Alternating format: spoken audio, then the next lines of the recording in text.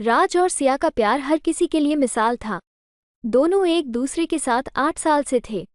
College के दिनों से ही उनका रिश्ता शुरू हुआ था और वक्त के साथ साथ और भी गहरा होता चला गया। राज और सिया ने साथ में बहुत से सपने संजोए थे और उनकी दुनिया एक दूसरे के बिना अधूरी लगती थी। राज एक महत्वाकांक्षी युवक था। उसे हमेशा से अपने करियर को लेकर बड़े बड़े सपने थे। उसने मेहनत करके एक अच्छी नौकरी हासिल की और सब कुछ सही चल रहा था। लेकिन किस्मत को कुछ और ही मंजूर था। एक दिन अचानक से राज की नौकरी चली गई। आर्थिक तंगी ने उसके जीवन में दस्तक दी और वो परेशान रहने लगा। राज के जीवन में आए इस तूफान ने सब कुछ बदल कर रख दिया। सिया ने शुरू में तो राज का पूरा साथ दिया और उसे हर तरह से सहारा दिया।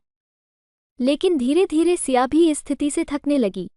वो अपने भविष्य को लेकर चिंतित हो गई। एक दिन सिया ने राज से कहा, मैं तुमसे बहुत प्यार करती हूँ, लेकिन मैं अब और इस तनाव को बर्दाश्त नहीं कर सकती। मैं भी अपने जीवन में कुछ करना चाहती हूँ। राज ने उसे समझाने की कोशिश की, लेकिन सिया ने फैसला कर लिया था। सिया ने राज का साथ छोड़ दिया और अपनी जिंदगी की नई राह चुन ली। राज को इस बात का गहरा सदमा लगा। वो सोचता रहा कि आखिर उसने ऐसा क्या गलत किया कि उसकी सिया उसे छोड़कर चली गई। समय बीतता गया, लेकिन राज के दिल से सिया की यादें नहीं गईं। उसने अपनी मेहनत और लगन से फिर से अपनी जिंदगी को पटरी पर लाया, लेकिन उसके दिल में हमेशा सिया की कमी महसूस होती रही। एक दिन कई सालों बाद राज को एक पुराने दोस्त से पता चला कि सिया अब एक सफल बिजनेसवुमन बन चुकी है और उसने शादी भी कर ली है।